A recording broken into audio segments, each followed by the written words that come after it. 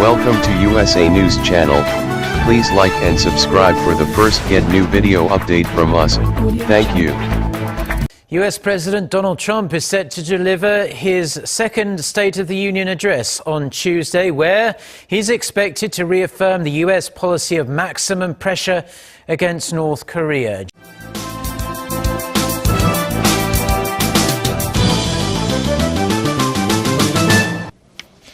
The speech lays out the United States government's priorities for the year. It comes after a tumultuous first year in office for the presidency. We cover immigration, and for many years, many years, they've been talking immigration. They never got anything done. We're going to get something done. We hope it's got to be bipartisan, because the Republicans really don't have the votes to get it done in any other way. Trump is seeking billions of dollars in funding to build a wall along the border with Mexico, while offering a path to citizenship for undocumented immigrants. A standoff between Republicans and Democrats over the two issues led to a partial government shutdown this month. On the economic front, the president says he plans to mention his success with the markets and tax-cutting measures. The White House has invited guests who support the Trump agenda, including relatives of a girl murdered by a gang with alleged links to illegal immigrants.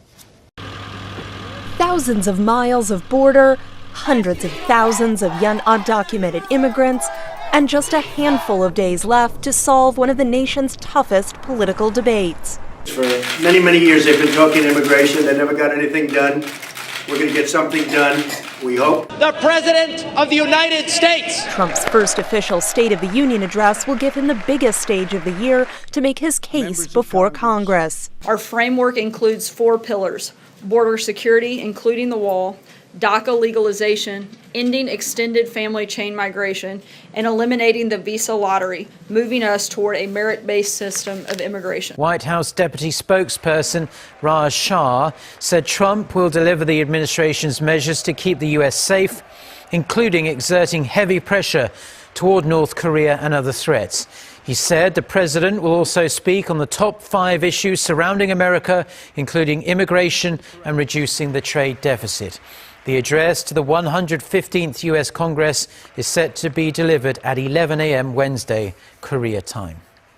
That White House proposal would provide a 10 to 12-year path to citizenship for 1.8 million DACA-eligible undocumented immigrants, a move hailed on Sunday by a senator who will play a key role in negotiations. The president's proposal of allowing 1.8 million dreamers a pathway forward with citizenship is a huge step in the right direction.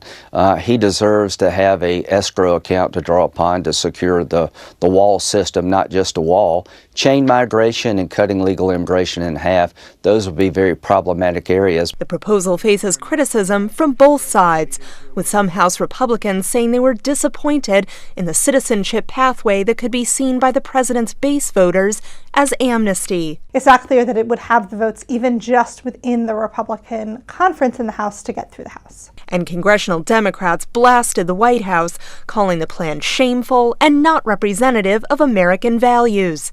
House Minority Leader Nancy Pelosi calling the plan a campaign to make America white again. Republican leadership hit back at Pelosi, saying time was too short for partisan games. With our February the 8th deadline fast approaching, it is vital that we continue these serious and constructive talks. The American people elected us to legislate, not to trade insults, to resolve President Obama's unlawfully established DACA program and other important issues in immigration. I'd urge my Democratic colleagues to put serious good faith discussions ahead of cheap partisan point scoring.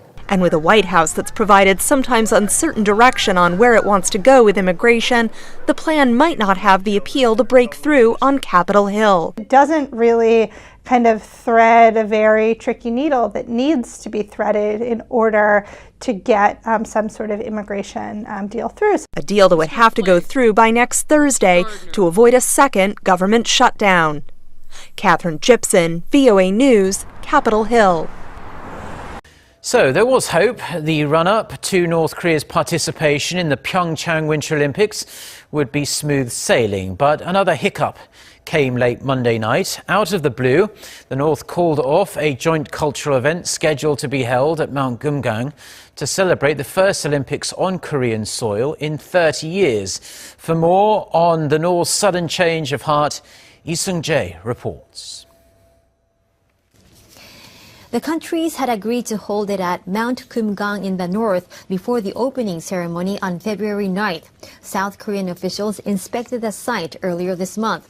But on Monday, the South's Unification Ministry said it was notified of the abrupt cancellation. A telegram from the north blamed both media coverage of its preparations that it called insulting and questions over its, quote, internal event. That's apparently a reference to reports that Pyongyang is preparing to hold a military parade on the eve of the Olympics. Officials in Seoul say it's regrettable the event will not be held, noting Pyongyang's unilateral decision. They say what has been agreed on must be carried out.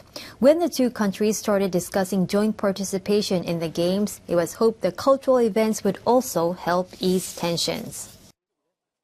From the joint Korean women's ice hockey team to the agreement to walk together during the opening and closing ceremonies of the Pyeongchang Winter Olympics, everything looked to be in order with the biggest international winter sporting event just 10 days away. However, in a telegram notification sent to South Korea at just past 10 p.m. on Monday, the North said it had canceled the planned joint cultural event set to take place at Mount Kumgang on February 4th. According to South Korea's Unification Ministry, the North cited what it claimed to be biased media reports about the upcoming event, adding it had no choice but to cancel because South Korean media continue to insult what North Korea called sincere measures regarding the Winter Olympics. The ministry said the North took issue with the media reports about its internal event, referring to reports about the regime's military parade marking the 70th anniversary of its military on February 8th, the day before the Winter Games kick off.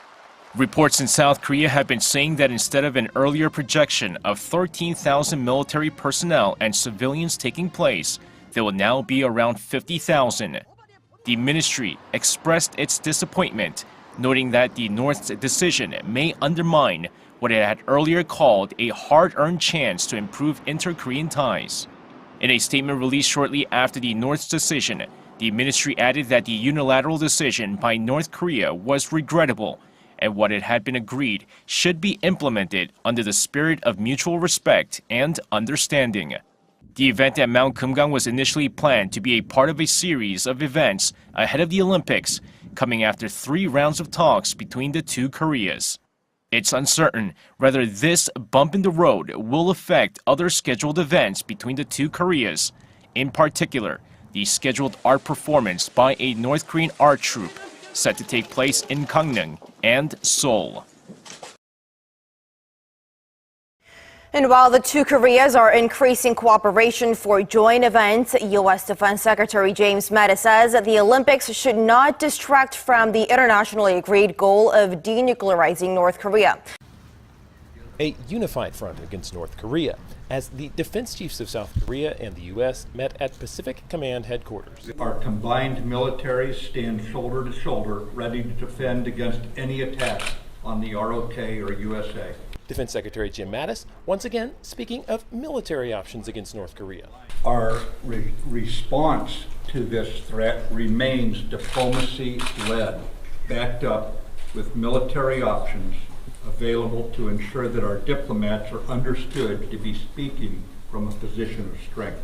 The talks come as North and South Korea engage in negotiations about next month's Winter Olympics in South Korea. North Korea has agreed to send a delegation to the Games. Mattis praised the talks, but expressed caution about what they can achieve. The Olympics talks alone do not address overarching problems. South Korea's defense minister stressed his country is ultimately trying to draw out North Korea to a dialogue with the U.S. North Korea in September conducted its 6th and largest nuclear test. Its ballistic missile program is also advancing. South Korea's foreign minister this week said military options are unacceptable and that the situation should be solved by diplomacy. The problem is war by inadvertence or by accident. When you have a highly pressurized situation, anything can happen. and people will attribute the worst possible motives to the other party behind what's been done. I think there's still room for diplomacy. Mattis was asked during the trip whether he thinks the threat of a U.S. attack will eventually persuade North Korean leader Kim Jong-un to back down. He said he has, quote, modest expectations of his ability to predict Kim's behavior.